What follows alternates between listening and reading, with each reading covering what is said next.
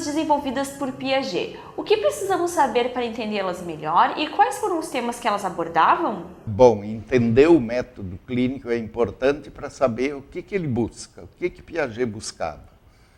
Ele queria saber como é que o ser humano pensa, como é que se chega à idade adulta com capacidade de produzir conhecimento universal e necessário, que é o conhecimento típico, específico da ciência. Então, essa qualidade do conhecimento que vale, digamos assim, universal, como as formulações da lei da gravidade ou da relatividade geral ou específica, são leis que, pretensamente, valem para todo o universo, né? Então, são gerais e universais. Então, para compreender como é que o ser humano, nascendo, quando se nasce, se é um organismo biológico, não tem praticamente nenhuma cognição, não tem nada de lógica, de estruturas lógicas ou estruturas matemáticas, tudo isso é construído depois. Então, compreender como é que a criança vai construindo isso. Desde que nasce, do exercício dos primeiros reflexos, as diferentes e numerosíssimas ações sensório-motoras, depois chegando à capacidade simbólica, que daí se pode dizer que este organismo biológico que já construiu vários esquemas que superam de longe o que os demais mamíferos conseguem, ele chega à capacidade simbólica e daí se define como especificamente humano.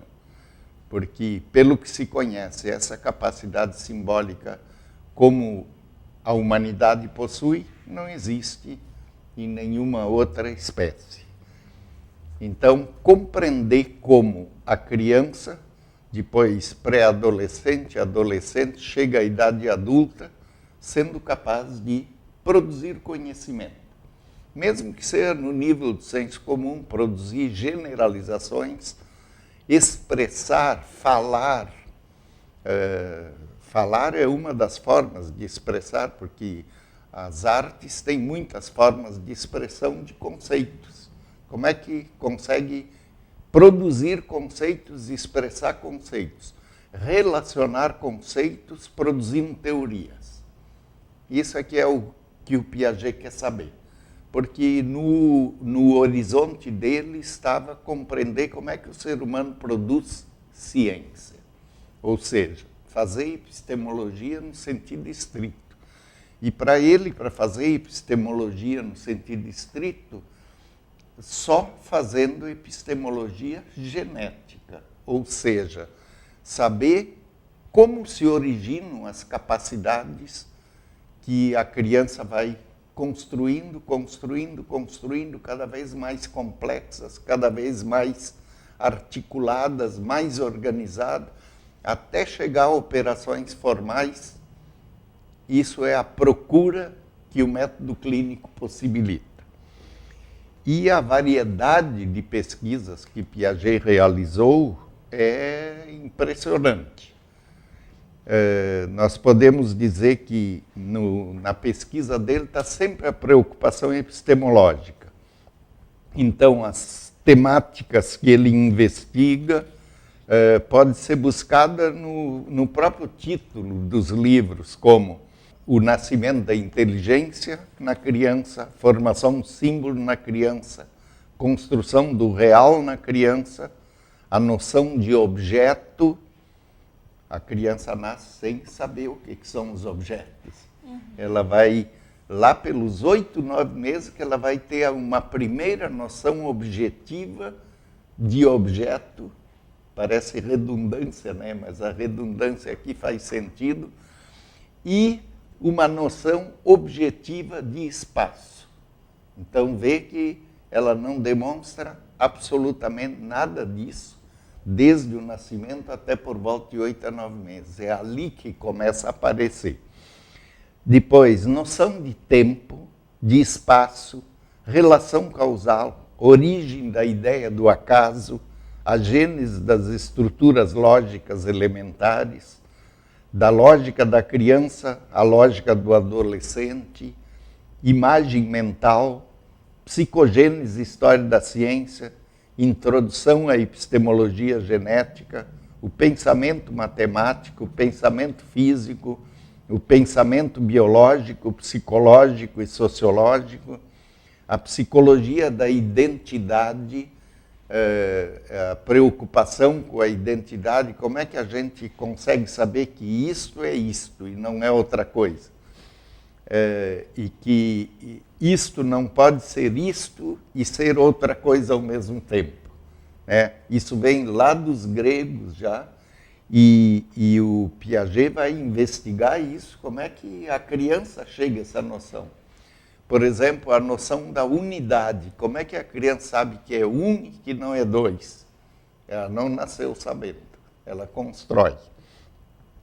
Então, as relações entre lógica e psicologia, as formas elementares da dialética, o juízo moral da criança, que o Piaget investigou, sobretudo com histórias que põem em conflito a criança, histórias organizadas de forma muito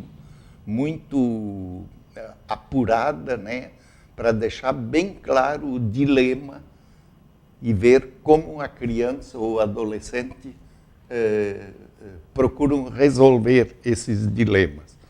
A epistemologia matemática e psicologia, estudo sociológico, abstração reflexionante, representação do mundo, classes, relações e números, a causalidade, as noções de movimento e de velocidade na criança, a afetividade e inteligência, as relações entre essas duas instâncias do ser humano, o desenvolvimento das quantidades físicas, a equilibração das estruturas cognitivas, a noção de número, a tomada de consciência, as relações entre lógica e psicologia, a linguagem e o pensamento, raciocínio, representação do espaço, geometria espontânea, aprendizagem e conhecimento, mecanismos da percepção, epistemologia do espaço, lógica e conhecimento científico, e assim vai um mundo de assuntos que o Piaget investiga sempre para saber como é que o ser humano estrutura o mundo, como é que ele consegue não só assimilar eventos e objetos externos a ele, mas construir os instrumentos intelectuais para poder assimilar isso. Porque quando nós nascemos, nós não temos nada disso. Então, mais temas como o estruturalismo, as relações entre memória e inteligência, a contradição, o comportamento visto como motor da evolução, e nesse sentido ele traz uma contribuição muito original ao evolucionismo criado por Darwin, a abstração, que nós já falamos, a generalização, como ele diz, todo o processo de abstração reflexionante tende a uma generalização, as relações entre o possível e o necessário, e ainda uma obra póstuma, aliás, teve várias obras póstumas, mas uma que chama muito a atenção é A Lógica das Significações, que é estudando, sobretudo, a criança sensório-motora. E, além disso, Piaget tinha uma relação internacional com pesquisadores. E, naquela época, não tem as facilidades de hoje para ter tido essa relação. Então, quando ele definia um tema de pesquisa e investigava durante um tempo um tema, para a apresentação desse tema, ele chamava especialista dos melhores que existiu na Europa, Estados Unidos, e foi até a Rússia, inclusive. E nomes que trabalharam, que em algum momento trabalharam com ele, a convite dele, estão nada mais, nada menos do que Noam Chomsky, Lucien Goldman, Mário Bunge, Thomas Kuhn, o lógico Grise, o iraniano Wim Bang, o norte-americano Brunner, o argentino Rolando Garcia, o francês Paul Fraisse, Jerry Fodor, Jacques Monod, Seymour Papert, norte-americano, Massimo Piatelli Palmarini, Hilary Putnam, Gregory Bateson, o neurocientista Jean-Pierre Changeux, o epistemólogo Gilles Gaston Granger, Jean Ladrière, o matemático Mandelbrot e, claro, as pessoas que o rodeavam lá, se destacando Inelder, Beauvais e Saint-Clair e Perret Clermont, entre outros.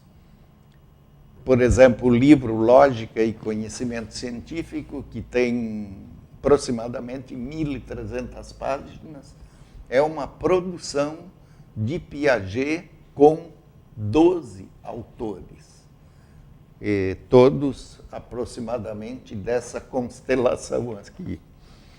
Eu fiz uma contagem por alto dos experimentos feitos por Piaget e contei, e eu acredito que eu estou longe de esgotar, mais de 100 diferentes experimentos. As mais conhecidas são as chamadas provas operatórias, da quantidade, da substância, do peso e do volume, e experimentos assim como balança, a construção de ponte, a catapulta, projétil suspenso. Isso que eu estou citando apenas agora, pesquisa dos últimos livros que ele utilizou. Superfície, relações entre superfície e perímetro, rotações e translações, séries aditivas exponenciais, queda dos dominós enfileirados, manobras de carrinhos, direção de um barco, reflexo no espelho. Por exemplo, essa pesquisa Reflexo no Espelho, a criança é questionada, é perguntada para ver como é que ela compreende um espelho refletindo a luz e como é que ela pode dominar essa direção da luz refletida pelo espelho. E a certa altura, sobretudo com a criança um pouco mais adiante, se põe um segundo espelho para refletir a luz que refletiu o primeiro espelho e ver se ela consegue coordenar os dois espelhos e dominar essa manobra dos espelhos para ver o que acontece, como acontece, e para isso precisa todo responder a desafios, e é ao responder esses desafios que a criança vai revelando como ela pensa. Isso em todos os experimentos são feitos para isso, né? Para ver como a criança enfrenta, que estratégias ela usa, como é que ela vai pensando a realidade que vai se desdobrando à sua frente.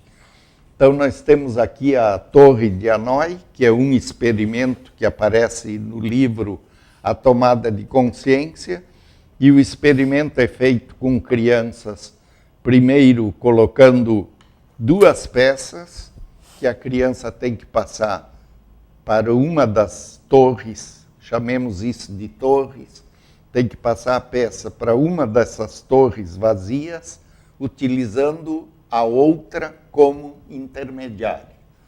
Então a criança começa, né, e a regra é essa, tem que passar uma peça por vez, não pode segurar na mão e passar a outra, tem que largar ela, daí passar a outra, mas não pode nunca colocar uma peça maior em cima da menor, né? Então, se a criança consegue responder a isso, colocam-se 3 peças. Daí, pergunta-se, você quer passar para onde? As 3. Então, ela escolhe uma torre, digamos que escolhe essa aqui. Então, começa. A criança vai começar, normalmente, aleatoriamente. E daí vai fazendo jogadas. Por tentativas. Tentativas, né? E, em geral, ela com 3 peças, que a gente viu, já passei as 3, e ela é capaz de fazer dezenas de jogadas e não conseguir. Daí, se ela conseguir, passa-se para 4 peças, né? Então, o que acontece? Ali são crianças já de 10, 11, 12 anos, né? E, na verdade, para conseguir que ela elabore uma estratégia que não cometa mais erros, né, ao jogar, né? Não precise de dezenas de jogadas, ou até centenas de jogadas, quando com algumas dezenas são suficientes para resolver o problema. E rarissimamente aparece alguém que consiga formular matematicamente o número de jogadas. E é possível fazer isso. Numa simples forma, dizer, se eu tenho tantas peças, tendo as 2 torres para jogar, né, eu precisarei de tantas jogadas, e nada mais do que isso. E isso pode, portanto, receber uma expressão lógico-matemática desse jogo. Mas isso é raríssimo, né? Mas acontece. Então, é um jogo, como tantos outros que foram utilizados, que dá perfeitamente, claro, com muita experiência, com muita atenção e com muita habilidade, seguir o pensamento da criança. Como é que ela pensa? Como é que ela explica? Como é que ela explica por que fez essa jogada? E por que não jogou de outro jeito? Em vez de passar para esta torre, por que passou para essa? Então, sempre o objetivo do método clínico é exatamente esse, seguir o pensamento da criança. E esta é a grande dificuldade da aplicação do método clínico. Ele, por um lado, é de uma simplicidade extraordinária e, por outro lado, de grande complexidade, porque, ao mesmo tempo, você tem que cuidar para não sugerir resposta, mas, ao mesmo tempo, você tem que se adiantar ao próximo passo que o sujeito vai fazer. E isso exige grande habilidade. O Piaget dizia que a gente precisa de 2 anos de exercício do método clínico para conseguir aproveitar, digamos assim, utilizá-lo com proveito para a pesquisa.